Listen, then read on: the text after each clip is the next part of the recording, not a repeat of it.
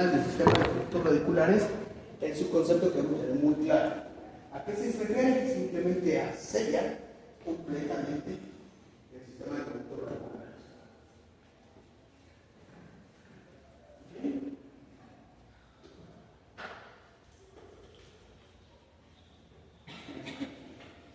Ahí está. Entonces aquí, como les dije, ya empieza a aparecer esta palabra y esa la vamos a utilizar constantemente. Igual la vamos a utilizar para el sistema de conductos radiculares, vamos a usar principalmente ese sistema. ¿Por qué es importante hablar? Porque piensan, ¿qué objetivo buscamos lograr? Sellar. El principal objetivo es ese, sellar la preparación, conformación y desinfección que hemos hecho del endodóntico. Y ahora lo tenemos sellar. Para evitar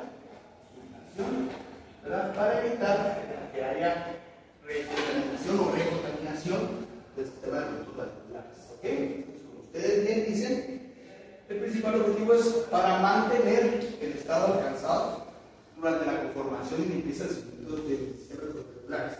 Ojo, no dice sellar, básicamente lo que estamos haciendo. ¿Y cuál es el objetivo de sellar? Mantener lo que hemos logrado con la instrumentación y la conformación. Eso quiere decir una baja carga bacteriana. Eso quiere decir poder tener bacterias posiblemente, pero a niveles que no tienen capacidad de enfermedad. Como han visto a lo largo del curso, realmente esterilizar productos. No es que los productos queden estériles. Por supuesto que eso quisiéramos, por supuesto que ese sería el objetivo. Pero la tecnología, a pesar de que tenemos un montón y tenemos un montón, la situación de llegar a productos estériles no es la realidad. Entonces todos tenemos claro que vamos a bajar la carga bacteriana hasta un nivel que ya no pueda haber infección y que posiblemente esas bacterias estén necróticas, estén muertas, estén aisladas, ¿verdad? Sin quedar. Siempre quedan bacterias, pero en una mínima cantidad. ¿Ok? Bueno, entonces vamos a mantener el estado que alcanzamos. Y también para evitar la recontaminación del sistema de conductos radiculares, o sea, que no aporten bacterias a nuestro sistema. Todo eso va englobado en la palabra sellar. Y aquí ya lo encontramos, sellar dentro del sistema de conductos radiculares, para que han sido imposible de les pongo las fotos que ellos conocen. Estos son otros diferentes tipos de tubería, son bien diferenciados. Les conté que hacíamos un procedimiento para transplantarlos, luego les ponemos tinta china, entonces los ponemos en la centrífuga y así la tinta china se distribuye en el sistema. Y para que ustedes vean los cambios en la anatomía que tenemos, vean cómo se dividen, vean cómo el ápice es muy grande, o sea, es mucho más amplio que los lados, vean cómo hay conductos interconductos de probióticos que se conectan. Aquí pueden encontrar conductos accesorios, participantes o conductos. El interconducto puede no ser un simple conducto, como casi una zona de interconducto, etcétera, etcétera, etcétera. Entonces, nuestro interés es que esto les quede muy claro, que el sistema de conductos radiculares no son dos tubitos, los conductos van rectos, lisos, etcétera, etcétera. Si lo vean cómo tienen diferentes, vean cómo puede estar ensanchado un poquito más acá menos, ¿verdad? O sea, no son exactamente así, cónicos. Bueno, hablando de desinfectar, es un primer reto. Y el segundo gran reto es sellar. Entonces, pregúntense ustedes, ¿cómo sellamos esto? Es el principal y cómo sellamos el tal. ¿Cómo? Irrigando es una forma, la forma más importante de desinfectar. Nuestras limas no van a llegar ahí. Sí, y solo sí, hemos hecho una buena preparación. Porque si no hemos hecho una buena conformación, ni las limas ni el irrigante van a llegar ahí. Si hemos hecho una buena conformación, va a llegar más volumen de irrigante y por lo tanto, tenemos más probabilidades de que agarre y podamos en el futuro llegar a eso. ¿Okay? la obturación se puede realizar después de que los procedimientos de limpieza y conformación hayan terminado. O mejor dicho, cuando el conducto esté seco. Durante nuestra instrumentación e irrigación todavía tenemos el sudado purulento. ¿Qué tenemos que hacer? ¿Cuál? Delicado. Perfecto. Pero no podemos obturar si el conducto no está seco. Si el conducto todavía está sangrando, nosotros terminamos la secuencia de limas, vamos a irrigar, pero no está seco, no está indicado obturar. Está indicado obturar hasta que el conducto esté seco. ¿Ok?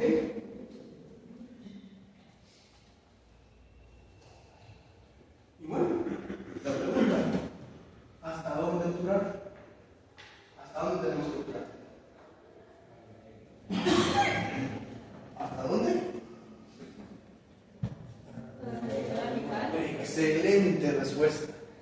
Alguien puede decir el ápice, alguien puede decir hasta la construcción, alguien puede decir vamos a obturar hasta donde han llegado nuestros instrumentos. ¿Por qué? Hasta donde llegó la lima, hasta ahí vamos a poder obturar. Si la lima estaba corta, vamos a obturar corto. Si la lima estaba pasada, vamos a obturar pasada. Y esa es la importancia de determinar el trabajo bien. Es claro. Porque si no, la conformación que hicimos no va a estar bien, tampoco la irrigación y por lo tanto tampoco la obturación. Nosotros obturamos hasta donde hemos conformado. Quiere conocernos un poquito que nuestra conformación debe llegar hasta el límite CDC, que realmente no es un límite que podemos establecer técnicamente. No hay forma de saber dónde es conducto, dónde es cemento, dónde es ligamento periodontal. Pero lo que sí, y nos indica el localizador, es la construcción apical. Como su nombre lo indica, construcción apical quiere decir la parte más estrecha del conducto, es la parte más pequeña. Por eso estructuramos hasta ahí. Porque en la parte más pequeña es donde vamos a poder ver el tope. Es donde más fácil vamos a ver el tope. Imagínense que estuviéramos en un tope en la parte más ancha. Entonces, por eso es que esa está la protección a la parte más pequeña del conducto. Porque en esta parte pequeña es donde mejor vamos a hacer un tope. Y al tener un buen tope, ¿qué ocurre? Vamos a poder tener un sellado real. Porque podemos compactar contra ese tope y no se sale de nuestra cacha del cemento y entonces vamos a poder sellar bien. Si no tenemos un buen tope, ¿qué ocurre? A ver, yo les digo, sellemos esta puerta. ¿Ok? Y alguien trae un bloque parecido a la puerta y lo pone acá. Hay muchas probabilidades de sellar. Si yo abro esa otra puerta y traen el mismo bloque, pero lo ponemos en una estructura que es más grande, ¿qué va a quedar con nuestro sello? ¿Qué va a pasar? No va a quedar sellado. Entonces nosotros empezamos a poner la otra percha de aquí hacia afuera y se va a salir. Igual, es una preparación. Y la parte aplicar en la salida en la entrada. Entonces tenemos que ser muy buenos para sellar esa entrada o salida, si no queremos que entre bacterias. Entonces básicamente eso es. Perdón, estoy algo alejado, pero no sé si ya está cualquier cosa que se me moleste, pues mejor bien, porque nosotros tenemos otro más y regreso. Muy bien, hay un estudio muy famoso, el estudio de Cutler. Este es Yuri Cutler y Raymond, creo que se llama, se hizo en 1956 en Brasil, un estudio brasileño. Los dos no son brasileños, uno es mexicano y el otro es estadounidense. Cutler es mexicano. Y entonces ellos estudiaron un estudio que realmente otro ya los podría hacer. En ese tiempo se fueron a las Amazonas. En las Amazonas, en una población amazónica, estudiaron dientes extranjeros, estudiantes de dientes naturales, y determinaron en qué longitud quedaba el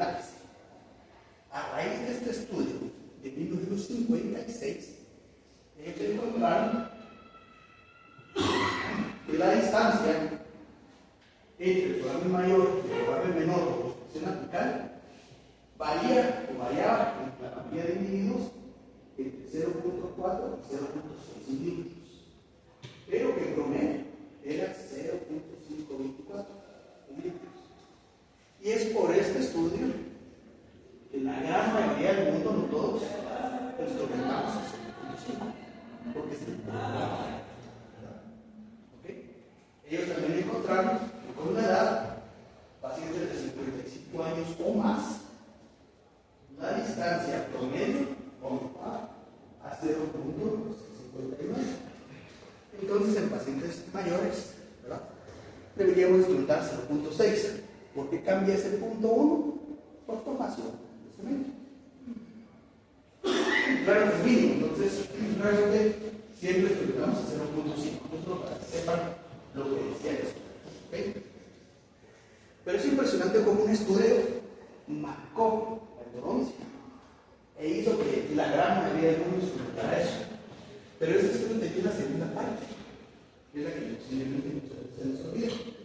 La segunda conclusión a la que ellos llegaron es que solo el 3% de los casos el foramen apical salía al periodonto en línea recta.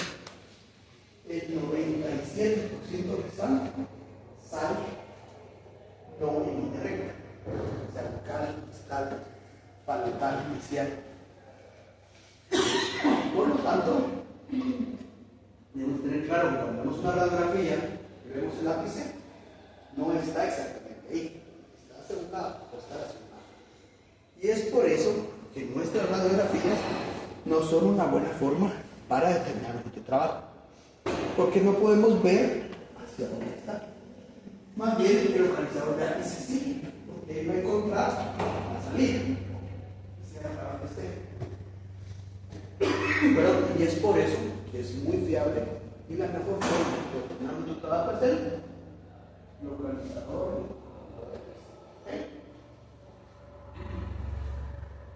Bueno, en mi opinión, pero yo creo que hay dos grandes factores que determinan el éxito en la endodoncia. No está tanto en que si, digamos, en hipoclorito 2.4 usamos hipoclorito 5, en que si usamos una técnica de obturación en frío o en calor, en que si el diagnóstico, sí, por supuesto, esto es claro, siempre, en que si usamos limas rotatorias o limas reciprocantes, en que usamos limas manuales o limas motorizadas, en fin. El éxito, creo yo, es importantemente influenciado por estos dos factores. Y ese uno es el subobtural, o dicho de otra forma, es obturar corto, los cortos. Porque eso conlleva que dejemos un trecho sin aire instrumentado, sin aire pegado y posiblemente sin obturar. Entonces, ¿ahí qué vamos a tener en ese trecho? Infección, exactamente, porque hay muchas restos de bacterias micróticas, vivas, tejido micrótico, biofilms, en fin, todo lo que ustedes quieran sumar para generar inflamación. Si no es que vamos a tener infección. Entonces, esto es un factor importante. Cuando ustedes se queden cortos en una endodoncia, no digan o no piensen, me faltó un pelito, me faltó un milímetro. Si se recuerdan las imágenes que hemos visto, posiblemente un milímetro en el que nos vemos, pero con un conducto para acá, un accesorio para allá, un dental para no sé dónde. Entonces ese milímetro posiblemente se vuelve 2 milímetros, 3 milímetros, dependiendo de qué variación anatómica tenemos. Entonces no es que se queden cortos un milímetro, si quedan cortos, más. Entonces por eso es que esto es importante, no es todo. Y la segunda causa de fracaso principal de la endodoncia es sobreinstrumentar, ¿verdad? Sobreinstrumentar es básicamente ir más allá. Ojo que no estoy poniendo sobreobturar, estoy poniendo sobreinstrumentar, porque es muy diferente. Ustedes pueden tener una sobreobturación si ustedes determinaron bien su longitud de trabajo, pero por la buena polinización que hicieron, por la buena presión y sobre todo con técnicas termoplásticas con calor, puede fluir un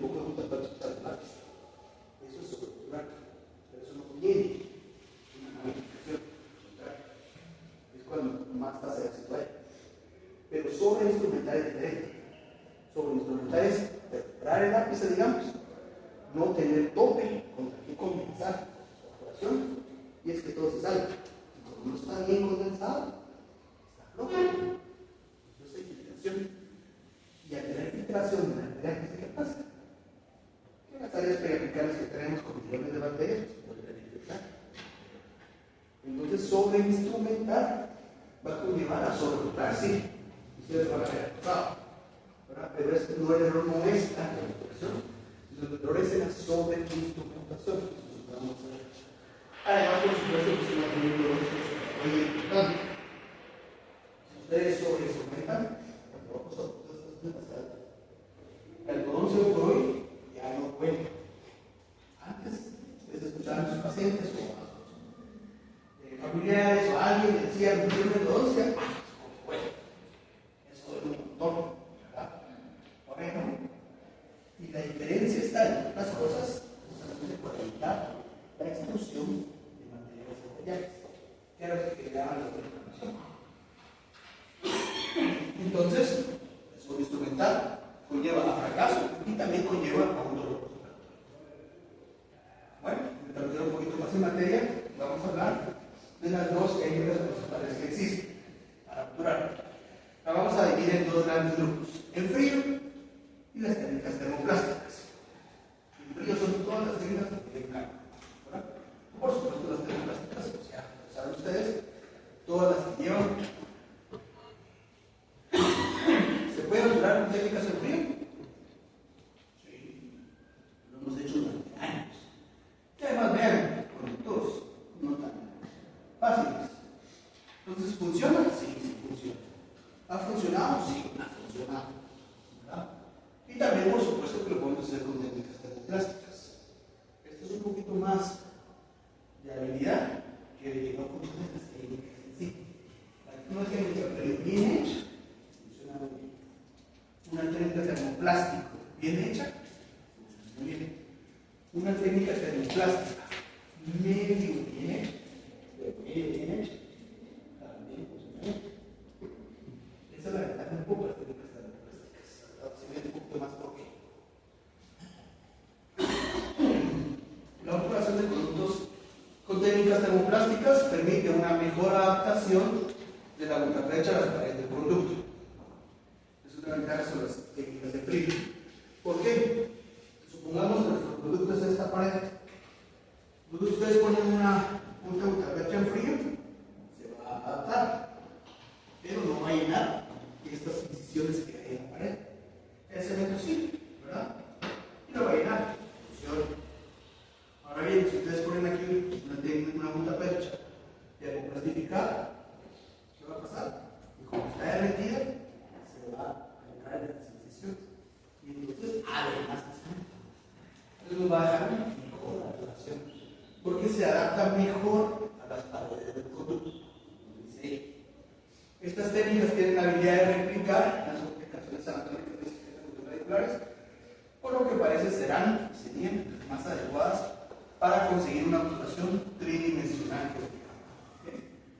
Los estudios de infiltración nos demuestran que las mejores técnicas son las termoplásticas. No estoy diciendo con esto que la técnica en frío o la incisión lateral, vamos a aprender hoy cuando nos sacamos del laboratorio y en clínica, no sirve. No estoy diciendo eso. Simplemente las técnicas termoplásticas es mejor que la técnica en frío. Aunque la técnica en frío funciona, bien hecha, funciona, y ha funcionado durante muchos años. ¿Okay? Ahí les puse un par de artículos que nos demuestran, o las conclusiones a las que llegan es que las ventajas de las técnicas termoplásticas son una mejor adaptación de la gutapercha a las paredes del conducto. Por lo tanto, si tienen mejor adaptación, nos van a dar menor filtración y mayor facilidad para obturar. ¿Se acuerdan cómo era el sistema de conductos regulares? Los conductos laterales, los conductos internos entre uno y otro. Con técnicas termoplásticas podemos pensar en que vamos a llegar, o tenemos más probabilidades de llegar así, de llegar. Con técnicas en frío, planteémoslo así, tenemos menos probabilidad de llegar. Si llega, se hace menos, con el frío no va a llegar. En cambio, con la termoplástica puede ser que no llegue, no, pero tiene más probabilidad, y si llega, también puede llegar los cemento, también puede fluir.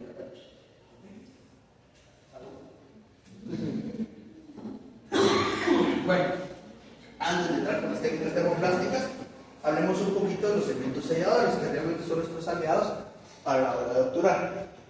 Para empezar, ¿qué piensan? ¿Cuál es la función de un cemento?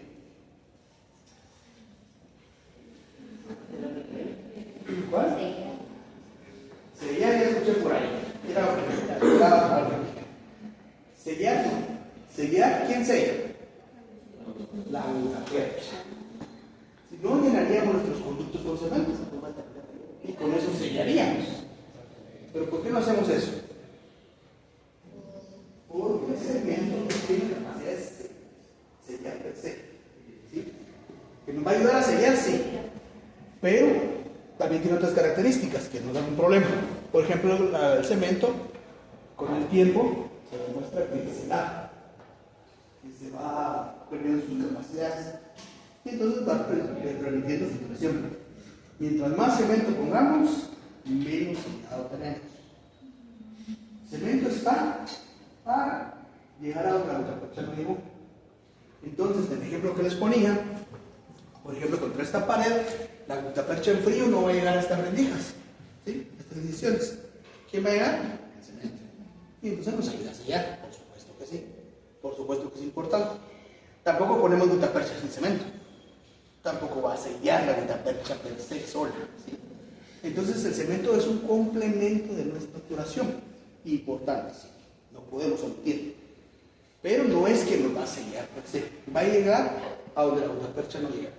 ¿Ok? Sí, pero tampoco quiero solo que se quede con la imagen de un relleno. Realmente, pues, en conjunto con las gutaperchas, sí. Y también depende de qué tipo de cemento, pero lo vamos a ver. Hay algunos tipos de tipo resinosos, vamos a ver. Esos no tienen adhesión, no es que tengan adhesión. Ni tienen las fuerzas de adhesión que vemos hoy en la ontología adhesiva, nada que ver. Llegan a tener fuerzas de Van der Waals y sí tienen una atracción con la dentina, pero no es que tengamos adhesión. Pero esos, por ejemplo, van a sellar más que un cemento a base de óxido de zinc, ¿no? Que no tiene esa atracción.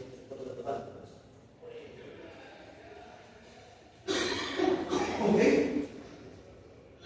Bueno, entonces les pongo los enunciados de lo que debería tener un cemento sellador ideal. ¿Verdad? ¿Existe un cemento sellador ideal? No, a día de hoy todavía, ¿verdad? Hay algunos que tienen estas características, hay otros que tienen otras, hay otros que tienen la gran mayoría, pero les falta una. En fin, hay muy buenos cementos, pero lastimosamente no tenemos uno que tenga todas las características. Entonces, pues un cemento debería ser pegajoso, debería ser un sellador hermético, debería tener una opacidad muy importante para poderlo ver radiográficamente. Si no ponemos el cemento, pues no lo vemos. Partículas finas, mientras más finas y pequeñas sean las partículas, más capacidad tiene de entrar en los conductos laterales. ¿Por qué usamos tinta china, por ejemplo, en los dientes que les enseñé? ¿Por qué no usamos, qué les dije yo? No sé, un colorante X.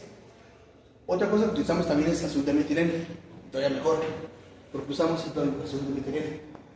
Es mejor que la tinta china. ¿Por qué? Por el tamaño de partícula. Mientras más pequeña es el azul de metileno, puede entrar más. Esto es igual. Mientras más pequeñas sean las partículas, tiene más capacidad de entrar en el radio más pequeños. Debe tener estabilidad dimensional, por supuesto, eso es muy importante. ¿Y a qué se refiere la estabilidad dimensional? Exactamente, que se expande, que se contraiga, ¿verdad? Porque si hay contracción, vibración. Y si hay expansión, nos puede dar algún problema. Corriendo de fractura y demás. Entonces, ¿qué será? Estable. Esta estabilidad dimensional también incluye que no se caiga, sino se mantenga en el tiempo. Entonces, todo eso es estabilidad dimensional. Una característica de estas es muy importante. No alterar la coloración, pues sí. Eso es importante, pero es importante. Acción antibacteriana, para jugar con lentitud, insoluble en fluidos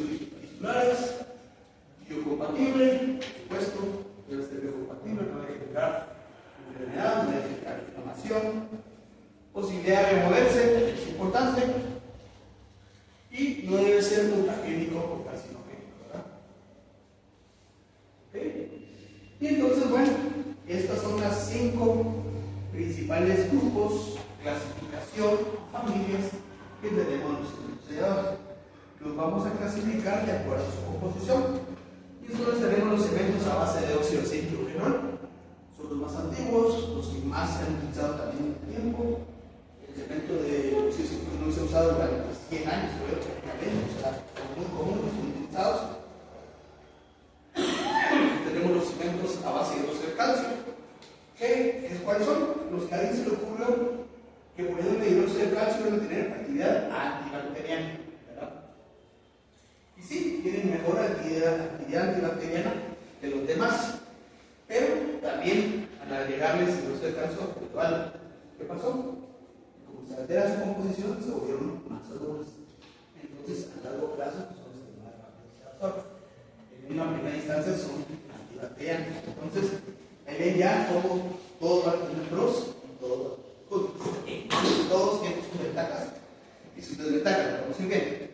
Cementos a base de resinas, cementos a base de vidrio, cementos a base de calcio. Esos son los últimos que han salido y son los que están de moda, diría yo, de hace unos 2 o 3 años para acá. Primero empezamos con los cementos a base de eugenol, muy conocido, el Endofil es un ejemplo, ¿verdad? De esta casa es esta marca, pero el nombre es cemento a base de óxido de zinc. Y así hay otras marcas y otras casas exactamente igual que bueno, ¿verdad? Yo no tengo ningún piso de partícipe de la marca, ¿verdad? Yo solo lo puse porque es un ejemplo de algo muy utilizado. ¿Ok? Entonces, puede ser cualquier marca. Lo importante es que sea óxido de zinc y eugenol. Es un cemento, es el más utilizado a nivel mundial, empecemos. Viene una composición polvo líquido, el tiempo de fraguado es largo.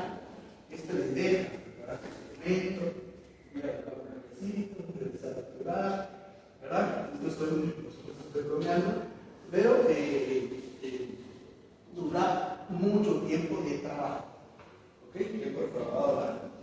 Eso, según cómo lo vean, es una ventaja o es una desventaja.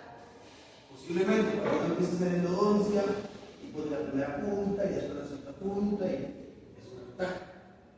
Después, cuando ustedes ya tengan cierta habilidad y ya todo tengan sellado, quisieran que sellara más rápido, ¿verdad? Que fraguara más rápido para no quemar el fraguado post-operatorio.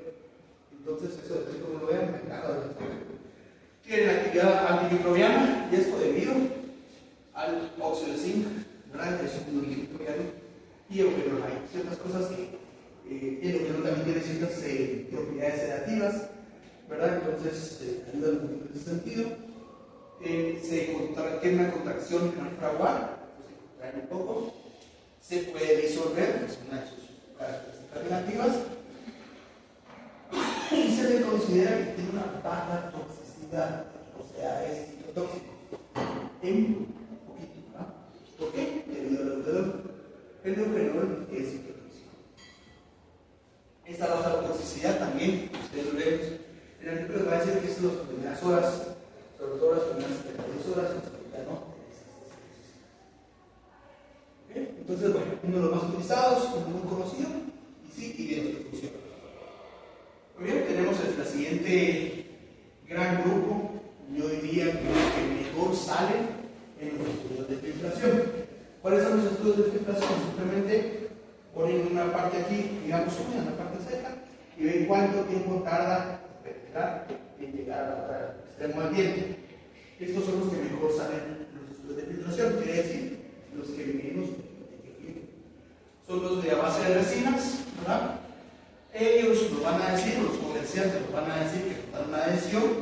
Nosotros como dentistas ya sabemos que no es una adhesión per se, no es una adhesión como la propia adhesión que no soy, que es muy buena, tiene mucha adhesión, sino básicamente es una atracción a base de fuerza de Watt's, ¿verdad? Y esto pues sí, piensen quién, ¿verdad? Pero un imán, ¿verdad? Pues no hay adhesión en imán, pero esa atracción entre fuerzas pues ayuda a que tenga menos filtración, y esta es la razón por la que salen mejores los estudios de filtración. Otra ventaja es que no contienen eugenol, por lo tanto no tienen esa baja toxicidad que vimos anteriormente.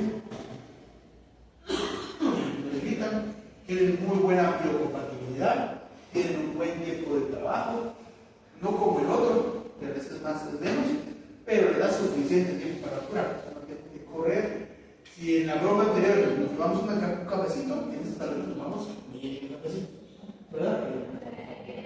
Entonces tienen mejor, menos tiempo de trabajo, pero suficiente. Esto es una característica importante, es bastante radiopaco para cualquier vecina que tiene. Entonces esa radiopacidad nos ayuda. ¿Por qué nos ayuda? A ver cómo se va estructurando. Por supuesto que el producto se ve más denso. Un ejemplo dorado, que se usa para el cemento, no se da radiopaco. Vamos a pensar, la que viene estructurada, pero posiblemente sea la radiopacidad del cemento. ¿Ok? Entonces es más radiopaco. Fácil de eliminar, o sea, quitarlo no es difícil y no libera su producto. Eso es una característica importante. O sea, en reacción química agua no hay liberación de sus productos secundarios que pudieran ser inflamatorios. El cemento es a base de silicato de calcio. Si se dan cuenta, invertí un poco el orden, como estaban antes. Se los puse de utilizados, los más utilizados, entonces la de los 5 tenores, más un poco costosos también, son baratos. Segundo lugar, la base de resinas, es muy utilizado. Yo diría que por 20 años es más utilizado, más que el otro. Lo que pasa es que antes se usaba el otro, ¿verdad? Pero 20 años para acá, los de resinas son muy utilizados. Y ahora, de 5 años para acá, están muy de moda los silicatos de calcio. Son muy buenos. Y estos además cambian un poquito de forma natural. Siempre una que se utilizan con técnica de corona. Entonces, ustedes pueden tener el económico allá, si utilizan este cemento, va a salir bastante bien. Si no utilizan este cemento, el cono único es la peor técnica de obturación, la que sale peor en el disco de músculo. ¿Sí? Entonces, es con este cemento que sale mejor. ¿Por qué? Estos cementos pues tienen bastante no adhesión, bastante tracción, bastante, se dejan bastante bien, son bastante fluidos también para que fluyan y llenen todas estas partes del sistema de control radioculares. Les da un buen tiempo de trabajo, es radiopaco, tiene factores antimicrobianos porque tiene liberación de calcio y de iones hidroxilo dentro de su composición. Y sobre agua se queda liberando iones hidroxilo. ¿Qué hacen los iones hidroxilo?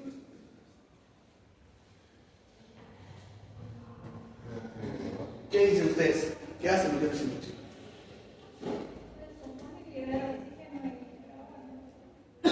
Sí, sin que sea oxígeno per se, pero esa liberación hace que maten bacterias. Realmente un glicosidócido es bueno porque libera mucho iones hidroxilo. Entonces, esta es la razón de ese y que puede ser que ellos puedan microbiar. Y tiene esta última característica que es la principal de ellos. Es la capacidad de remineralizar los tejidos duros. Por eso son silicatos a base de calcio. ¿Y qué hace el calcio? Sí, pero nos va a calcificar, digamos así, los duros. Entonces, cuando usted tiene un área periapical, ese hueso que tiene que volver a formar con estos cementos se ve que ocurre un poco más rápido. No estoy diciendo que con nosotros no ocurre. Con nosotros ocurre igual de bien. Lo que pasa es que posiblemente con ellos ocurra más rápido. Y esto es una de las razones que son tan utilizados hoy en día. Bien, pues ahora sí, ya vimos a nuestros aliados, los cementos, para hacer esta estructuración. Ahora vamos a empezar a ver las técnicas de estructuración. Una pregunta del momento de cementos.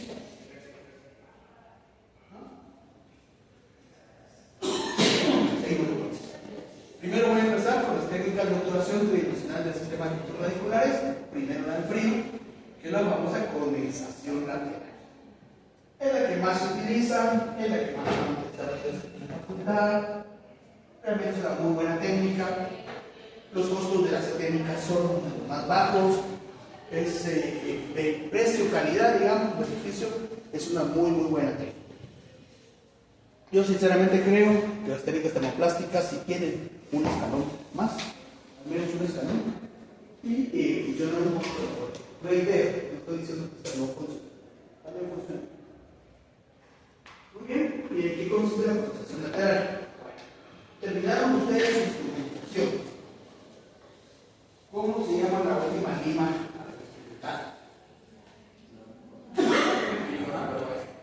Excelente. ¿Alguien dijo nada? Sí. Probablemente es nombre de lima apical maestra. Entonces la lima apical maestra fue la que última que llegó a la longitud del trabajo de conducta. O sea, nos dejó una preparación de ese tamaño. Luego los retrocesos que hicimos nosotros fue para hacer conicidad. ¿Verdad? ¿Estamos claros? Pero la última que llegó a la longitud del trabajo es la lima apical maestra. Entonces, ¿cuál es la técnica de obturación?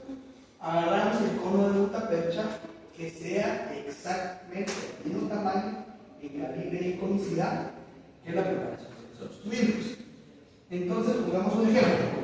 Digamos que nuestra lima apical maestra de este caso es una 4004. ¿Qué gutapercha agarraría? 40, ¿verdad? Porque ese es el tamaño exacto de la preparación que hicimos. Y entonces, si nuestro cono de gutapercha tiene esas mismas características y dimensiones, va a llegar a toda la preparación y va a ajustar mejor. ¿Qué pasa si comparamos esta una 4004 y ponemos un cono 30?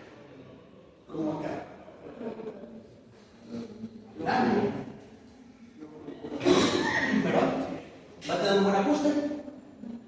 No, ni en apical ni coronal. ¿Quién va a llenar ese espacio?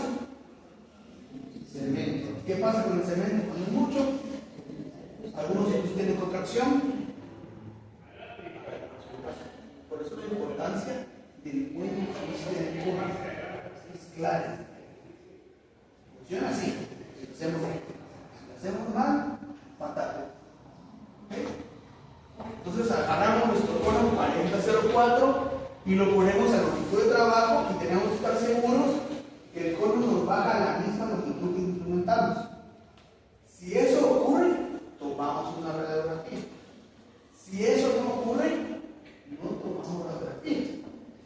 No se vale, o sea, cuando estén en clínica que digan, voy a tomar radiografía, a ver si baja. Ustedes ya saben que no bajó. A ver cómo se ve para ir a ver la radiografía. Pero ya se acuerdan que la radiografía tiene distorsiones. Entonces yo sé que se puede ver mejor. Pero la realidad, ¿cuál es? Que no está mejor. ¿Y eso quién lo sabe? Exacto. El que está haciendo la entonces. El profesor también no. La radiografía, pues, puede verse mejor.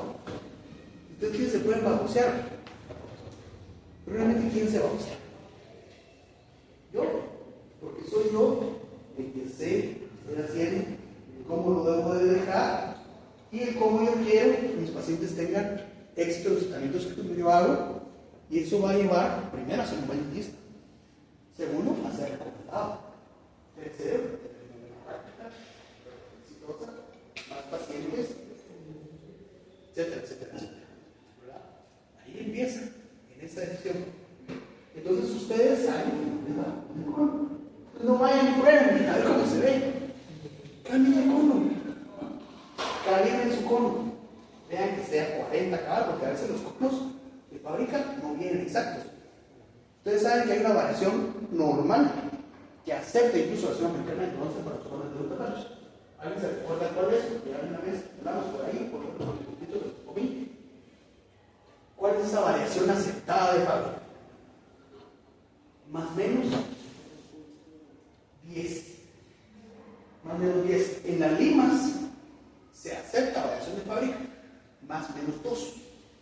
Entonces, el ejemplo que tenemos, por ejemplo, digamos que nuestra lima es una 4004.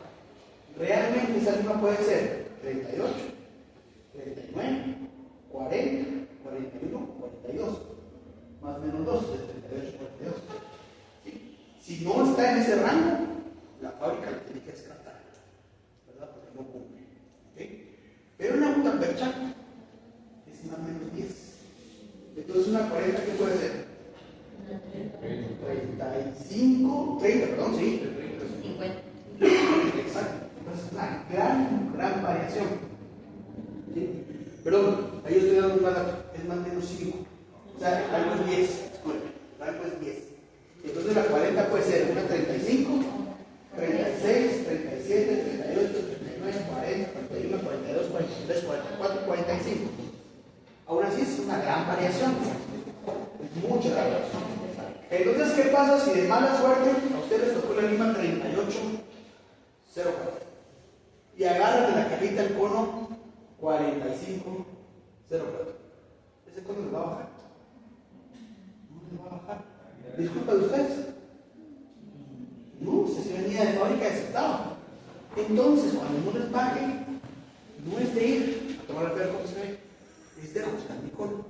Para eso tengo la reglita negra de MyLeffer, la que compró MyLeffer, que no compró MyLeffer. Está bien, aunque esto realmente es importante. MyLeffer es una buena marca, ¿eh? Entonces calibran su ultrapercha. ¿Cómo se calibra? Pues la reglita tiene un montón de deditos, ¿verdad? Entonces ustedes agarran a 40 y a qué deditos se van a ir? Al 40, ¿ok? Lo ponen en el hoyo y le hacen ligera presión. Si se escapa el huevito 40, ¿qué quiere decir? Los 40 es más pequeño, porque por eso se pasó. Entonces, ¿qué tienen que hacer ustedes? Cortar ese exceso y ya la tienen 40. ¿Sí? O cambian de cono por otro en la caja y 20 a 40. Ahora bien, hace ligera presión y no se escapa. ¿Qué quiere decir? Es 40 o exacto, o más grande. Porque tú puedes ser 45 y tampoco se va a escapar por el otro 40. Entonces pasa actos seguidos, si no se escapa, ¿qué hay que hacer? Pasar al siguiente ritmo. En este caso el 45. Y en el 45 tiene que escaparse. Entonces si era 40, si no se escapa, es 45. Y entonces no lo va a bajar. ¿Ok? Eso revisen así despacito.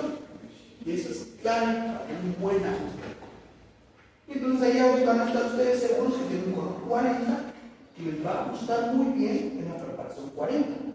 Aunque su población sea 38, más o menos 2 de la variación de fabricación de limas, 38, 40 es una cosa bastante pequeña. Estamos hablando de décimas, ¿verdad? Perdón, centésimas. ¿Ok? Muy bien. Bueno, entonces ya tienen ustedes su cono 40 y su transacción 40 y lo llevan y le bajan. ¿Qué toca? Tomar una radiografía para verificar, para estar seguros que el efecto sí es. ¿Cómo se llama esa radiografía? Además, dijimos el penacho. Bueno, ahí se acuerdan que no se llama el penacho. Se llama conometría. Prueba de cono, ¿verdad? O conometría. Está probando cómo ajusta su cono. ¿Ok? Si todo bien, ¿cuál es el siguiente paso de técnica? Agarran un espaciador, se llama finger spreader o espaciador, son los que tienen de colores, ¿vieron? Y entonces lo ponen a longitud de trabajo menos 1. Entonces, si en este caso, ya 20 milímetros de longitud, lo ponemos a 19 y hacemos presión hasta que llegue a 19. Muchas veces va a llegar. Es más, bastante así, la gran mayoría de veces va a llegar. Alguna vez puede ser que no llegue. Y eso quiere decir que nuestro cono 40 ya estaba llenando bastante, nosotros estaba bastante ajustado. Pero hay que hacer presión, sin miedo. Yo tampoco estoy diciendo que pongo casi que pongas encima de la cabeza y lo baje, no. Pero una presión fuerte, continua, constante, justa, y va a hacer que llegue. Lo que estamos haciendo es, como su nombre lo indica, un espacio. Por eso se llama espaciador. Estamos haciendo un espacio para que entonces entre una ultrapercha accesoria. ¿Cómo son las puntas de ultrapercha accesoria? Son las que se llaman fina, media, fina, media. ¿Se acuerdan? Esas son más rígidas que la ultrapercha normal, porque tienen más óxido de zinc y menos ultrapercha. Realmente los conos de ultrapercha deberían de llamarse conos de óxido de zinc, porque son más óxidos de ultrapercha. Pero le llamamos conos de ultrapercha. ¿Por qué tienen más óxido de zinc los accesorios? Porque se descubre. ¿Cómo? No. ¿Qué piensan? Son más rígidos. Una ultrapercha se la da más fácil. más rígido. ¿Por qué? Porque necesitamos que aquí entren un poco a presión y no se doblen. Entonces, por eso los conos accesorios tienen un poco más de torsión simple, pero normal, porque los hacen más fuertes. ¿Okay? Bueno, entonces, ¿hasta dónde les tiene que llegar la primera percha accesoria? Hasta la misma longitud donde el espaciador. Si el espaciador llegó a 19, ¿qué es lo que tenemos? La accesoria debe llegar a 19. Si no llega, quiere decir que no estamos poniendo diferencias. ¿Okay? Pero aparte de tener su espaciador, que usa el espacio, ¿qué más está haciendo el espaciador? Condensando, exactamente, me ha hecho excelente. Porque está condensando lateralmente el cono principal. O sea, lo empuja a un lado para que entre otra punta. Luego va a empujar las dos puntas para un lado para que entre otra punta. Luego las tres puntas para un lado para que entre otra punta. Por eso es su nombre, condensación lateral. ¿Sí? Y lo que estamos haciendo es haciendo una buena condensación o una buena compactación, que realmente sería su más correcto. Porque estamos compactando la percha contra las paredes. Si usted tiene un cono de percha en frío, pero empiezan a hacer presión lateral, más conos, más presión lateral, ¿qué va a pasar? Que ese cono se va a ajustar al ejemplo de nuestra pared musical. Y esa presión va a hacer que tenga una mejor adaptación. En el conducto, piénsenlo en un conducto lateral, en un accesorio, en un socavado, en algunas situaciones los conductos no son lisos, entonces va a adaptar mejor a esa irregularidad. ¿Okay? Esto es importante. Poner bastantes puntas porque entonces vamos a tener una buena compactación o condensación. Cuando ya pusimos varias veces nuestro espaciador y vamos poniendo puntos accesorios, vamos a ir viendo que ya no todas bajan. De hecho, el espaciador ya no les va a bajar las segundas hasta 19, posiblemente se queda a 18 y posiblemente 17 segundos y así para arriba, porque ya lo de abajo se va llenando y como es una conicidad se va llenando lo de abajo y entonces por eso cada vez van entrando menos puntas. ¿Okay? Cuando ya tenemos suficientes puntas, ya no cabe otra, hacemos presión y no cabe otra, entonces tomamos la radiografía para ver nuestra calidad de condensación o nuestra calidad de obturación. ¿Cómo se llama esa radiografía? Condensometría, no de penacho. Penacho yo sé que se dice, yo sé que es muy común, ¿verdad? Pero realmente su nombre correcto es la condensometría. Y como su nombre lo indica, vamos a ver la condensación que nosotros hemos hecho. Y si ya tenemos una buena condensación, no tenemos espacio, no tenemos agujas, y sí, ya está todo terminado, cortamos entonces nuestra percha a nivel de la embocadura del conducto o a nivel de la cresta ósea. A este nivel, la cresta ósea. ¿Por qué se les ocurre que a nivel de la cresta ósea?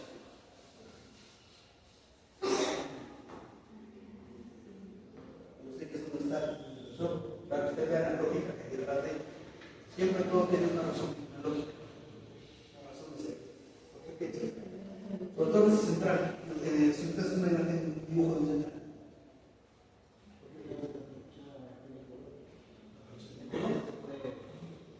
Puede pigmentar.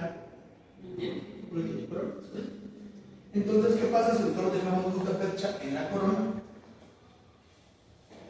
Pues hay literatura que nos dice que hay riesgo de pigmentación y es por eso que nosotros cortamos la mancha de la embocadura, porque no vamos a querer tener un diente pesado. Imagínense ustedes cómo está usando. A uno le tiene que ser un objeto. Entonces, es por eso que tenemos que dejarlo a nivel de la cresta ósea. ¿Por qué a nivel de la cresta ósea? Porque posiblemente, si es posible, el hueso no dejaría que se viera. O a nivel de las embocaduras del cuerpo, que es lo más fácil, son todos huesos. ¿Alguna pregunta de condensación lateral?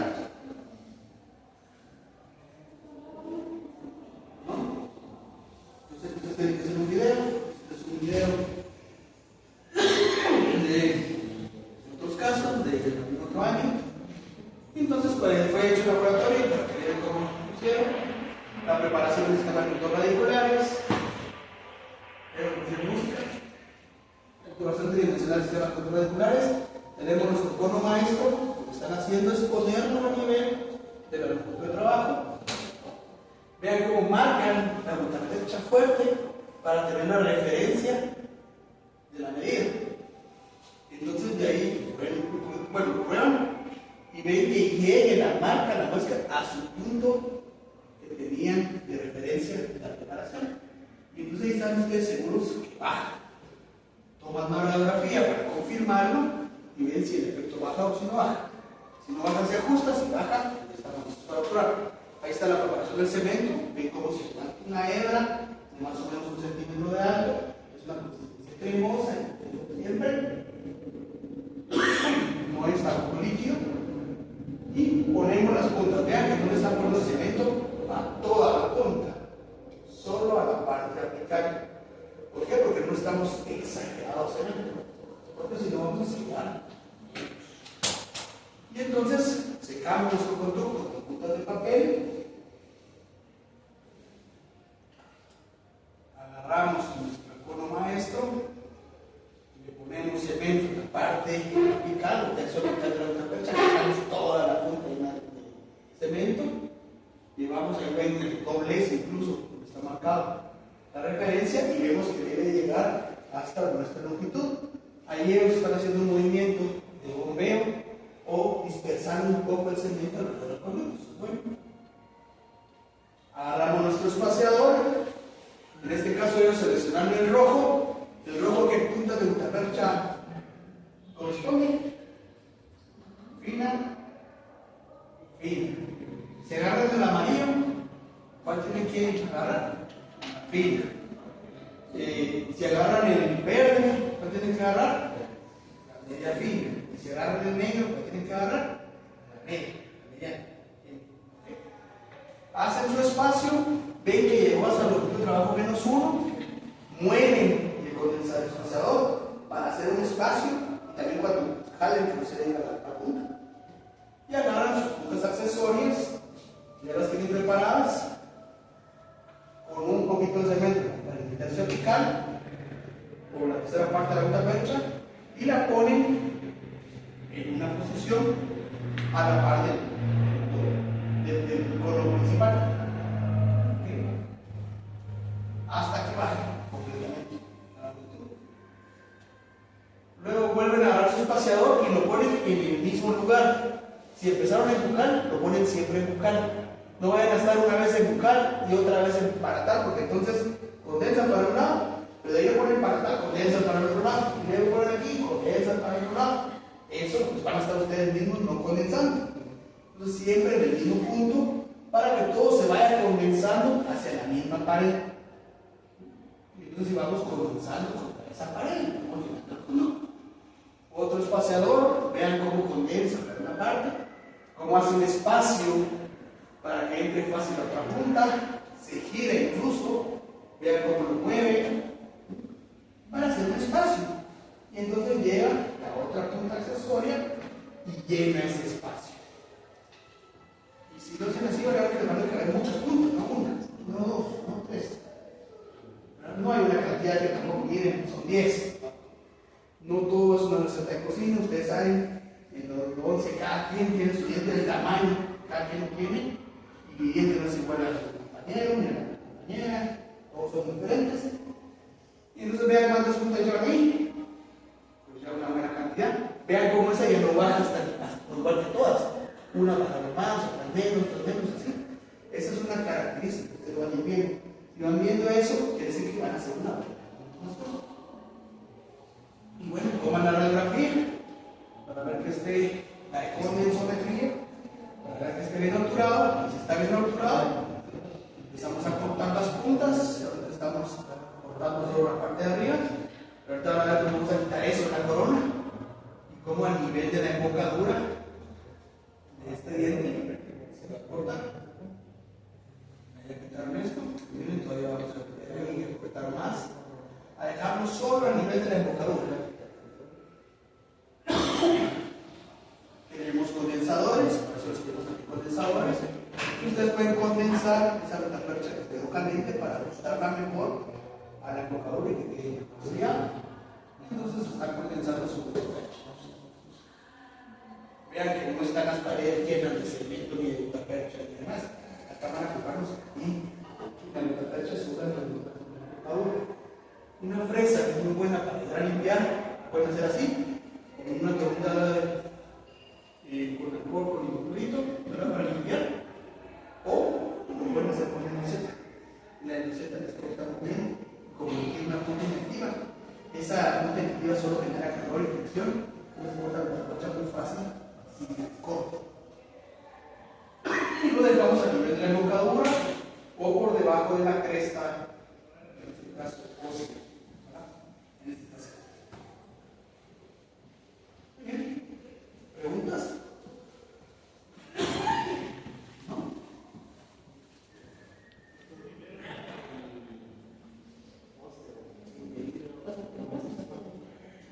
Primero el poste de vidrio, de metal o las guías y todo eso, se pone sí, solo sí, la pieza necesita retención. No refuerza la pieza. Antes se hacía mucho, por eso les he puesto así, porque antes era endodoncia poste y cobrón, muchas veces. No es así.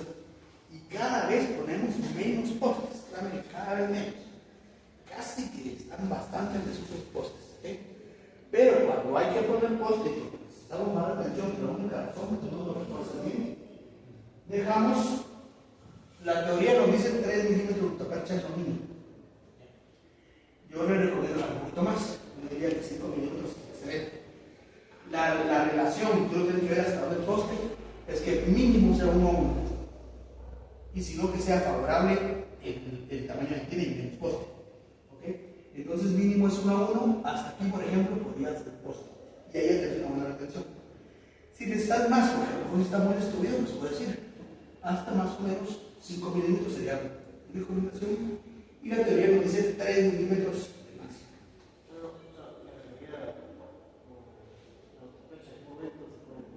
Bueno, después, ya cuando vos terminaste, se puede hacer en la misma cita o en la siguiente cita. Digamos que no tengo tiempo, que va a ser la siguiente cita.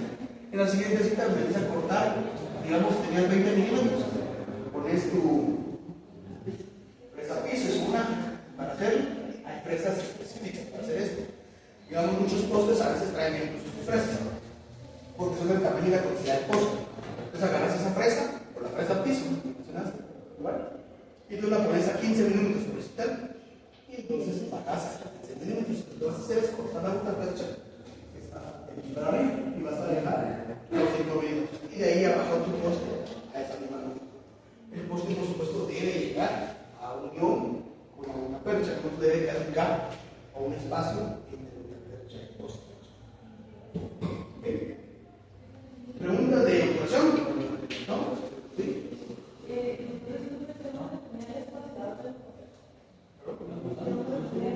Espaciador o finger spread, es el nombre que se llama. Y son espaciadores, en español es espaciador. Y hay de 4 tamaños, o sea, generalmente de 4 colores: amarillo, rojo, azul y negro. Y depende de qué espaciador, así es punto. Muy bien. Bueno, les pongo otro ejemplo, solo para que ustedes vean una realidad. Porque a veces es muy bonito el asunto. A veces no parece tan real, o no es tan bonito. Hay que entender este tema. Esta es la vista clínica, le llamo yo, a la que tenemos normalmente. La radiografía ortorradial que tomamos es la vista clínica, estamos en el clínica. Y en este caso, que es de laboratorio, ¿verdad? Como trabajamos en posgrado, ven la vista proximal, o sea, pusimos el diente de lado y le tomamos una radiografía de biomedición estática. ¿Sí? Quiero que vean cómo en la vista clínica nosotros podemos pensar que el tamaño del conducto es este. ¿Sí? Vamos a ponerlo en el grano. Vean el tamaño. Pero una realidad de las cosas es que cuando le damos vuelta, vean el tamaño. Es mucho más amplio. Esto es muy válido para los prenatales, mucho, pero para todos. ¿Sí? Igual para los centrales, para los caminos. Entonces, lo que aquí pueda estar muy bien condensado, darle vuelta, pueden estar. Un ejemplo. En este mismo ejemplo, tomamos la longitud de trabajo, las vistas, esta fue la instrumentación que hicimos, el sistema que utilizamos. Ok, llegó el momento de hacer la prueba de cono o corometría, como su nombre. Listo, procedemos a la obturación, en este caso era un cono de 50 y obturamos. ¿Cómo lo ven? Ahí cortamos.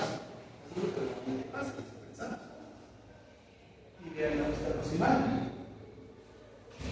Bien, sí, está bien. Pero aquí sí ya ven espacios, hay burbujas. Entonces hay que tener en mente que la vista aproximada que nunca vemos es bastante. Puede ser que no esté tan natural. Y mi intención es que ese concepto es que hay que poner bastante presión. La presión si nos va a dejar está yendo, no tanto la radiografía, a ver cómo se ve. ¿Verdad? Bien, los accesorios, la tamaño y listo. Está el producto de esta técnica.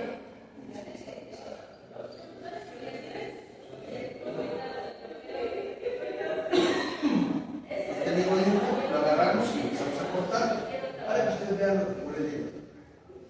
Acceso al microscopio. Esto listo, está el lápiz del microscopio. Hacemos un corte de 1 milímetro y vean cómo se ve la obturación. Tenemos ciertos espacios pequeños, ¿verdad? Pero tenemos esos espacios. Entonces, en la retina ven cómo quedó la preparación, bastante similar, buena preparación. Y ven cómo hay ciertos colores de la gutapercha, que es cemento, se pueden fijar bien, con las puntas que veamos qué pasa, otro milímetro más arriba. Tenemos de cemento, varias burbujas por ahí, pero lo demás bastante bien obtenido. Bastante gutapercha, bastante masa de gutapercha. 1 milímetro más arriba, ahí ya no tenemos espacios. ¿Por qué? Porque claro, más abajo es más difícil, ¿verdad? Hay que hacer la expresión. Aquí es más fácil. Vean cómo se ve bien el cemento. Ya es una línea, miren, en el contorno y todo el centro casi es masa de percha. Y ven cómo está diferentes colores. Es porque las accesorias se hacen diferentes colores que el maestro. Con el maestro, por eso se ve. Ven que no se ven unos redondos exactos. Cuando uno los compacta, pues se deforman, pero agarran la forma de esas variaciones anatómicas o de esas diferencias, digamos, en la imagen. ¿Ok? Después que tengo caso, visto el microscopio, vean aquí se ven mejor las puntas. Como algunas punta, esto para hacer por lo maestro, el más grande. Bueno, ahora vamos con ¿cuánto tenemos ya? Vamos a poner todo un yo tomo un papel que si tenemos ya está terminado. Es fácil, la técnica de termocompactadores. O no tienen clase ahorita, tienen que ir bajo. Yo sí tenía que ir. Toca la verdad. ¿Sí? Apurémonos mientras. Entonces, si tienen un problema, yo le hablo al profesor que esté con ustedes en la mesa y yo me disculpo por haberme